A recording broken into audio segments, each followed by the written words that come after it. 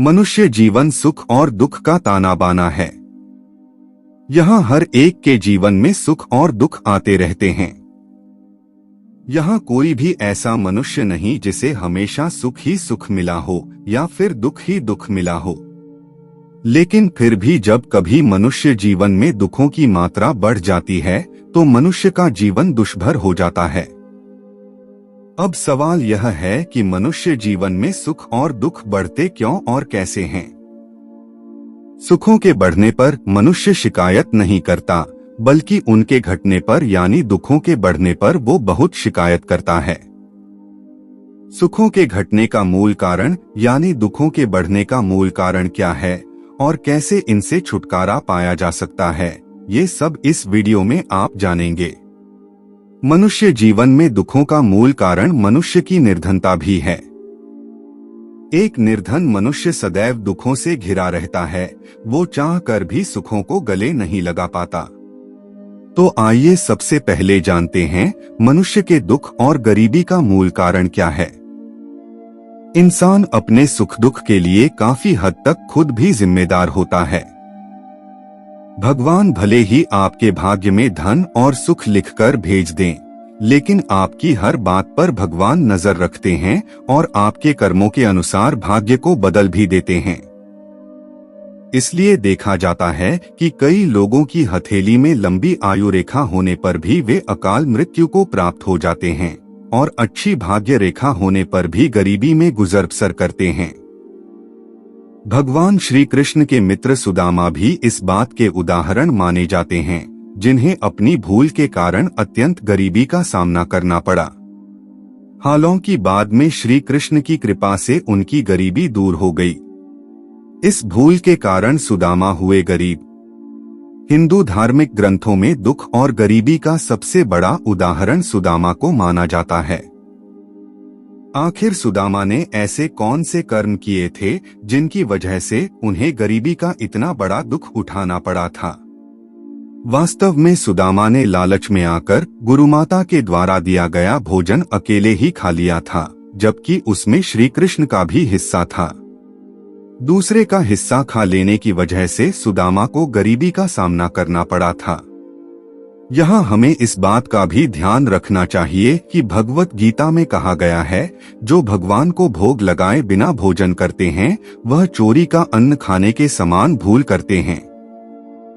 इसकी सजा लोक और परलोक दोनों जगह भोगनी पड़ती है।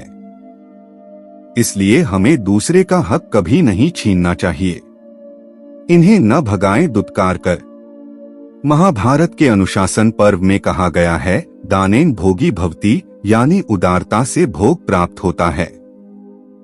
अगर भूखा और गरीब आदमी घर के द्वार पर भोजन मांगने आए तो उसे दुत्कार करके भगा देना महापाप माना गया है। ऐसे व्यक्ति के धन में बरकत नहीं होती है और लक्ष्मी उनसे रूठकर चली जाती है। किसी भी मनुष्य को स्त्रियों का अपमान नहीं करना चाहिए। श्री एता स्त्रियो नाम सत्कार्या भूतिमिच्छता पालिता निगृहीताश्च श्री भवती भारत, यानी स्त्रियां ही श्री अर्थात लक्ष्मी हैं। जीवन में ऐश्वर्य चाहने वाले पुरुष को इनका आदर करना चाहिए। जो पुरुष अपनी पत्नी के साथ बुरा व्यवहार करते हैं, उनके साथ कटु वचन बोलते हैं और मारपीट करते हैं, उन घरों में अधिक समय तक लक्ष्मी नहीं रहती हैं। पुराणों में लिखा है कि जहाँ गृहलक्ष्मी यानी घर की स्त्री का अनादर होता है, वहाँ अधिक समय तक देवी लक्ष्मी नहीं रहती हैं और वहाँ गरीबी आते देर नहीं लगती है। मनुष्य को दुर्व्यसनों और गलत आदतों से दूर रहना चाहिए। मदिरा और जुआ को सर्वनाश का कारण माना गया है। इसका उदाहरण महाभारत में प्रत्यक्ष दिखाया गया है। जुआ खेलने के कारण चक्रवर्ती सम्राट युधिष्ठिर को अपना राजपाट गंवाना पड़ा और अंत में पत्नी तक को दांव पर लगाना पड़ गया। एक राज परिवार का होते हुए भी युधिष्ठिर को वर्षों तक अपने भाइयों और पत्नी के साथ वन वन भटकना पड़ा था। मनुष्य को व्यभिचार से दूर रहना चाहिए। शास्त्रों में परस्त्री गमन को महापाप माना गया है। बाली से लेकर रावण तक और रामायण से लेकर महाभारत तक इसके अनेक उदाहरण मिलते हैं, जिनमें परस्त्री पर कुदृष्टि डालने के कारण धन संपन्न व्यक्ति भी दरिद्र हो गए। अहिल्या पर कुदृष्टि डालने के कारण देवताओं के राजा इंद्र को भी अपना राजपाट गंवाकर सामान्य मनुष्य की तरह भटकना पड़ा था। इसलिए शास्त्र कहता है कि ये 5 ऐसे महापाप हैं जो लोक परलोक और अगले कई जन्मों तक मनुष्य को दरिद्र बना देते हैं, इसलिए इनसे बचना चाहिए। दुख और गरीबी दूर करने के उपाय। हिंदू धर्म में वैदिक शास्त्र एक विशेष महत्व रखता है और इसमें सभी ग्रहों की स्थिति के बारे में बताया गया है। वैदिक शास्त्र के अनुसार कुंडली में बुध ग्रह एक ऐसा ग्रह है जो अशुभ ग्रहों के साथ मिलकर बेहद ही खराब फल देता है। अगर किसी की कुंडली में बुध ग्रह कमजोर है तो उसे जीवन भर में आर्थिक तंगी का सामना करना पड़ सकता है। इन परेशानियों से बचने के लिए शास्त्रों में बहुत ही खास उपाय बताए गए हैं। तो आइए जानते हैं इन अचूक उपायों के बारे में जो हमें कमजोर बुध ग्रह से छुटकारा दिला सकते हैं। अगर किसी व्यक्ति की कुंडली में बुध पीड़ित हो जाए तो उसके जीवन में कई नकारात्मक प्रभाव पड़ते हैं। ऐसे व्यक्ति का संवाद कौशल बेहद खराब हो जाता है और वह बात करते समय अपने मन के भावों को अधिक व्यक्त करता है। इतना ही नहीं, बुध ग्रह के प्रभाव से व्यक्ति को कारोबार में घाटा भुगतना पड़ता है और उसके जीवन में दरिद्रता प्रवेश करती है।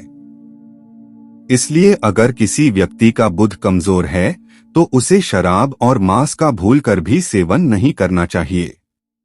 इसके अलावा अगर बुध ग्रह कमजोर है तो उन्हें भेड़, बकरी और तोता कभी नहीं पालना चाहिए। जिनका बुध ग्रह कमजोर है ऐसे व्यक्ति को किसी धार्मिक स्थान पर जाकर चावल और दूध का दान करना चाहिए। साथ ही कौवे को भोजन कराने से भी लाभ मिलता है। मनुष्य को कमजोर बुध ग्रह को ठीक करने के इन उपायों को तो करना ही है, लेकिन साथ ही उसे सबसे महत्वपूर्ण उपाय यह करना है कि उसे अपने जीवन में फिर कभी ऐसे कोई कर्म नहीं करने हैं जिनसे उसके जीवन में धर्म की हानि होती हो। उसे किसी भी मनुष्य का हक नहीं मारना चाहिए। अपनी आजीविका सदैव धर्मानुकूल रखनी चाहिए। वे जो भी कमाए या खाए उसे सबसे पहले भगवान को एक भेंट या भोग के रूप में अर्पित करना चाहिए।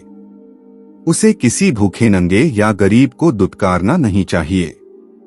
उसे व्यभिचार और दुर्व्यसनों से सदैव दूर रहना चाहिए। और सबसे बड़ी बात कि उसे अपने जीवन में कभी भी घमंड नहीं करना चाहिए। उसे दया, करुणा और परोपकार की भावना रखनी चाहिए। इसके अलावा हर जरूरतमंद की सहायता के लिए हमेशा तैयार रहना चाहिए। हमें आशा है कि यह वीडियो आपको पसंद आया होगा। इसी तरह की और अधिक ज्ञानवर्धक वीडियोज देखने के लिए कृपया नॉलेज ऑन टॉप चैनल के साथ जुड़े रहिए। धन्यवाद।